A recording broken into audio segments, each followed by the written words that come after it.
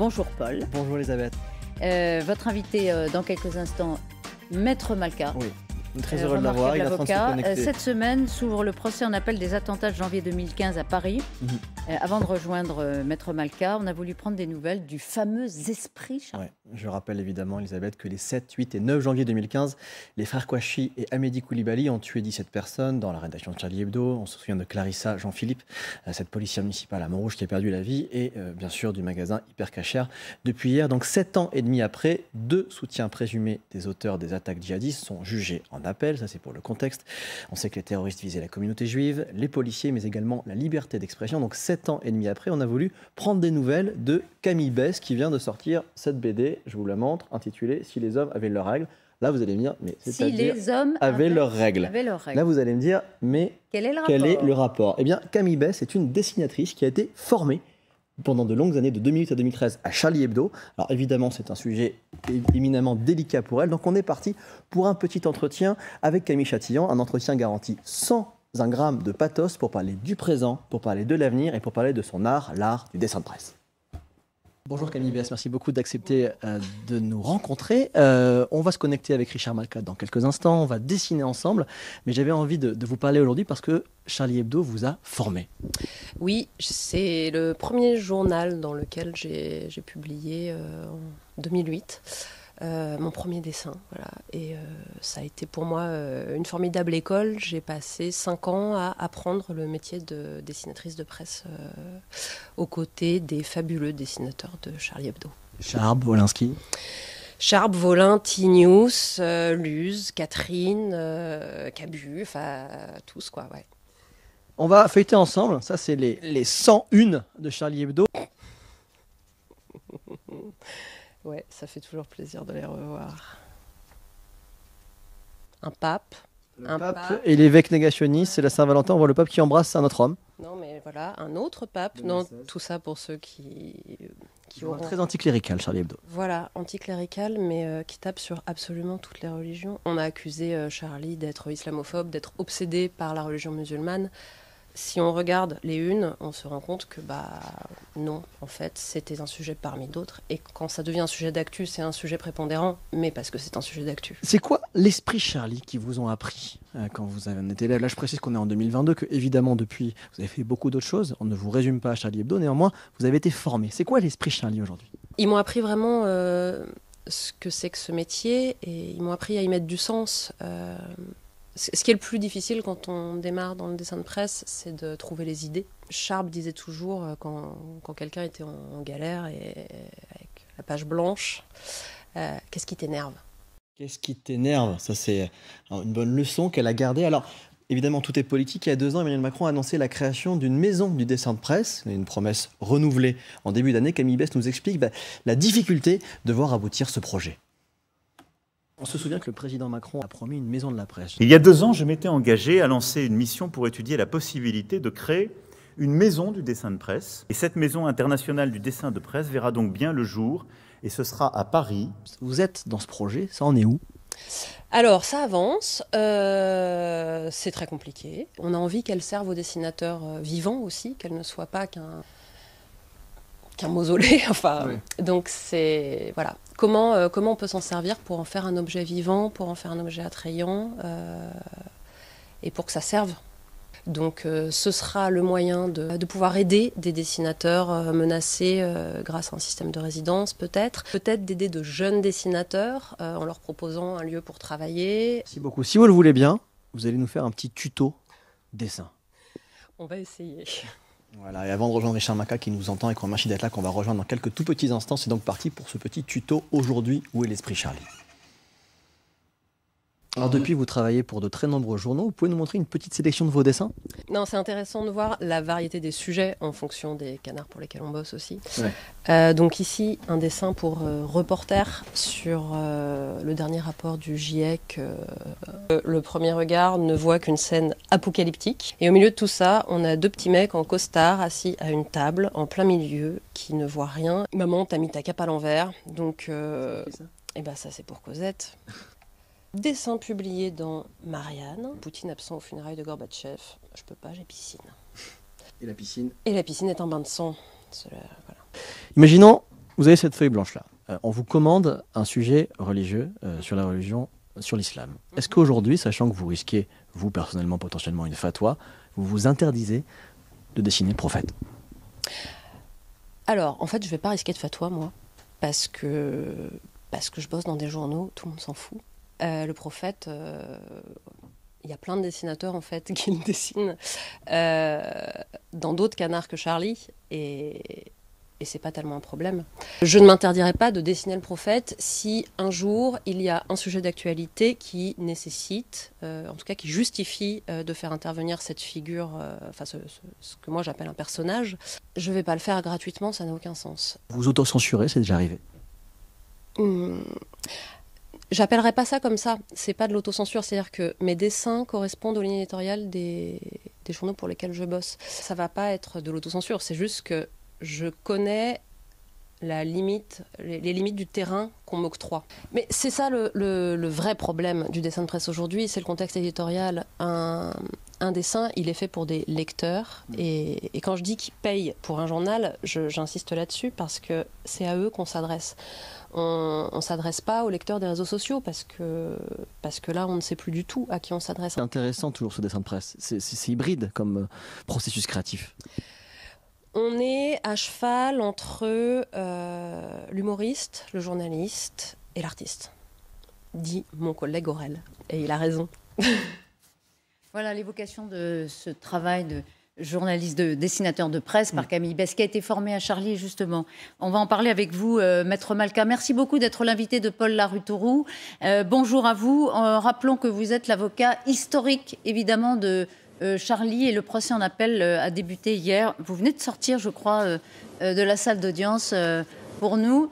Paul, c'est à vous. Bonjour Richard Malka, merci beaucoup d'être avec nous. Est-ce que vous pouvez nous décrire un peu là déjà où vous êtes? C'est un tribunal spécial qui a été construit pour le procès qu'on a surnommé V13, et comment ça s'est passé tout simplement déjà ce matin? Alors bonjour Paul, bonjour Camille.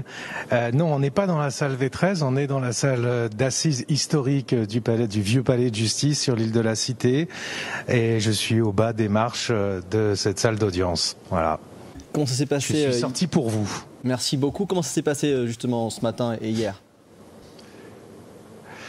Écoutez, c'est les débuts d'un procès. On entend les enquêteurs de personnalité, les enquêtes psychologiques. Chacun prend ses marques. On n'est pas véritablement encore entré dans le vif du sujet, mais on a 6 semaines devant nous pour aller au bout de tout ce qu'il y a à analyser. Et il y a beaucoup de choses à analyser. Et puisque ce procès a lieu, on l'a pas voulu en appel. Il nous est imposé. Les accusés ont le droit de faire appel. Et c'est pas contestable, mais on va y faire face, et puis on va essayer de creuser un peu plus profondément encore qu'on ne l'a fait en première instance sur ce qui nous a mené à ce massacre et à ces attentats. Alors, on y va justement. Donc, c'est Ali Riza Pola qui est jugé, franco-turc de 37 ans. Il est condamné à 30 ans de prison. Il a assuré ne pas être un terroriste hier. Il est réputé pour ses colères. Il était en colère en première instance. À ses côtés, beaucoup plus silencieux, Amar Ramdani, 41 ans, accusé de soutien logistique. Et lui a été condamné à 20 ans.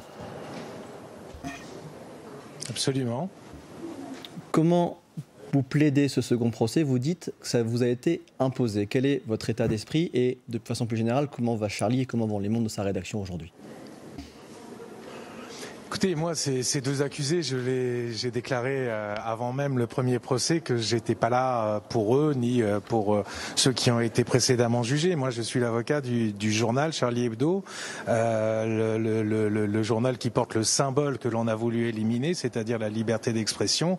Moi, je suis là parce que j'aimerais convaincre de la nécessité de cette liberté d'expression, et y compris et surtout à l'égard des religions, et y compris à l'égard de l'islam. J'aimerais convaincre que si nul ne doit être inquiété à raison de sa religion, la religion, elle, doit être librement questionnable, parce que sinon elle se transforme en terreur à l'égard des non-croyants, mais aussi et surtout et d'abord des croyants. J'aimerais convaincre, et je suis là pour ça dans cette salle d'audience, que ce slogan planétaire du respect des religions, c'est un lavage de cerveau qui en fait veut dire peur des religions, et qui va finir par nous confisquer notre liberté de parole, de critique et de conscience. Moi, je suis là pour dire que des écrivains comme Salman Rushdie, que des poétesses comme Taslima Nasrin, que des journaux comme Charlie Hebdo, c'est précieux, qu'il faut les préserver, qu'il faut enseigner ces valeurs, qu'il faut enseigner le droit de critiquer les religions. C'est une nécessité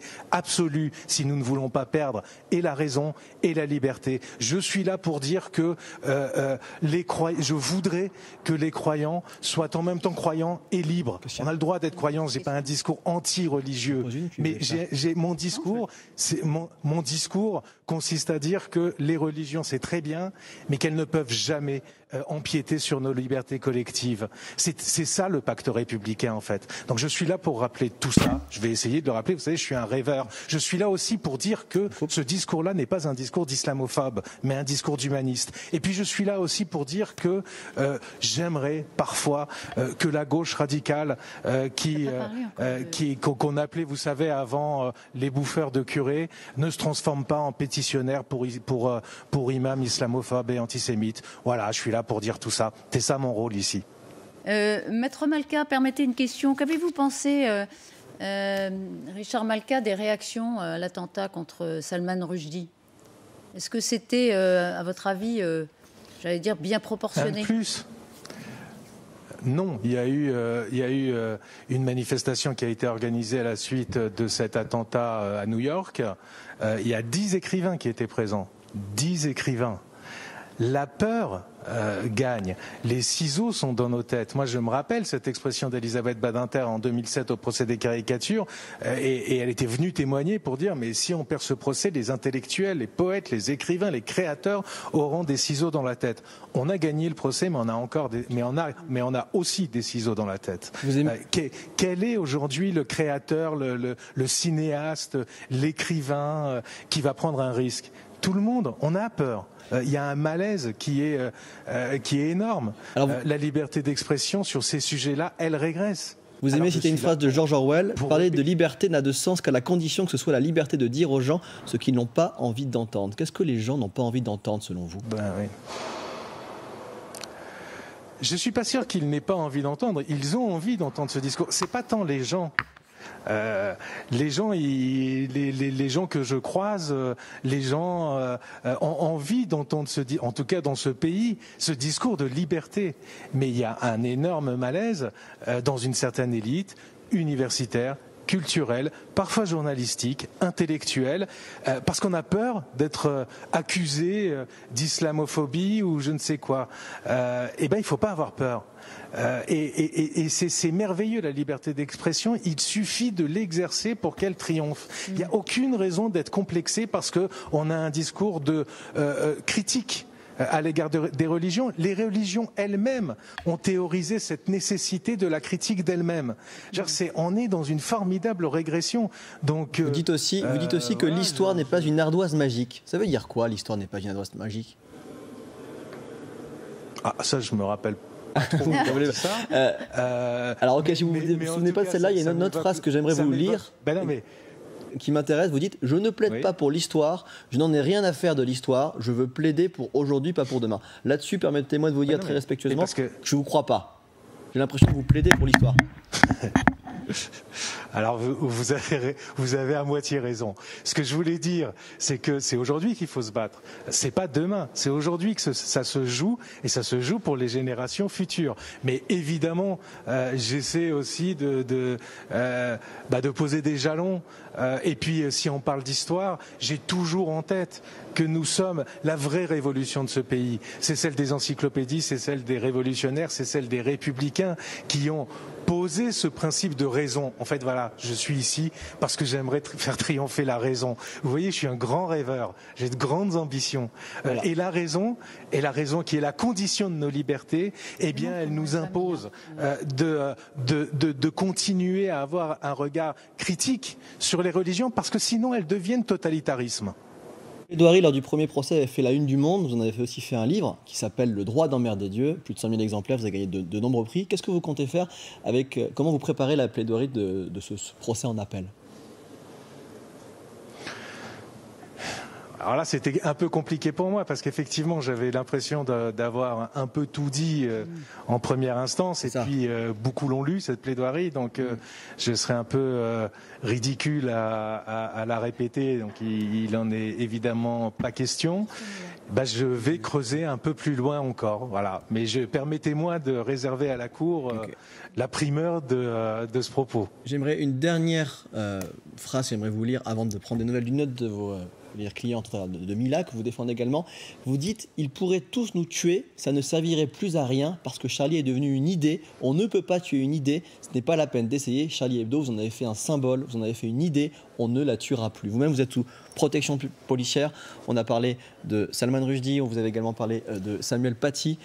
Comment vous vivez aujourd'hui cette violence dans votre profession, dans votre façon comment vous vivez ce moment délicat en appel?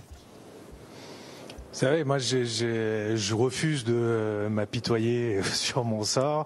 Ce que je veux vous dire, c'est que cette liberté d'expression-là, c'est une arme redoutable. Et c'est pour ça que c'est l'objectif prioritaire des terroristes. Et chaque citoyen en dispose. Et le danger et le piège, c'est de ne laisser que quelques-uns en disposer, parce que là ils deviennent des cibles et là ça devient dangereux. Donc c'est à chaque citoyen de faire usage de sa liberté au-delà des procès qui leur sont faits et des accusations. Usons tous de notre liberté d'expression et on peut même en abuser quand il s'agit d'un combat d'idées. Il n'y a pas de limite. Justement, vous êtes l'avocat de Mila. Est-ce que Charlie et Mila, c'est le même combat? Pardon, je vous ai parlé dessus. Les excuses, c'est le même combat. Oui. Oui, mais bien sûr que c'est le même combat. C'est le combat c'est la liberté de dire absolument ce que l'on veut des religions. Et c'était le même combat, c'est le même combat pour Taslima Nasrin et pour Asia Bibi et pour Ayaan Hirsi Ali et pour des milliers d'intellectuels, d'écrivains dans le monde arabe, d'universitaires qui ont payé tellement cher leur liberté de parole et de critique. C'est à leur côté que nous devons être. C'est un combat pour la liberté, pour notre liberté tout court. En un mot, comment va-t-elle, Mila ? Écoutez, les procès continuent, voilà. Mais vous savez, personne n'est fait pour devenir un symbole à 19 ans. C'est trop lourd. Ça implique trop de choses. C'est un sacrifice de liberté que vous n'imaginez même pas. Alors, à mon âge, on les supporte, mais au sien, vous pouvez imaginer à quel point c'est compliqué. Oui, on imagine qu'effectivement, sa vie est très compliquée. Elle va bien, mais vous n'osez pas dire à quel point, évidemment, ça a marqué et métamorphosé son existence. Merci beaucoup. Marquer, bien sûr. Bien sûr. Merci, maître. Merci d'être sorti de la salle d'audience pour réserver à Paul Larutauroux ces quelques minutes qui disent beaucoup de votre combat acharné, toujours avec ce sourire que vous avez aux lèvres, qui est précieux. Merci à vous. Dans un instant,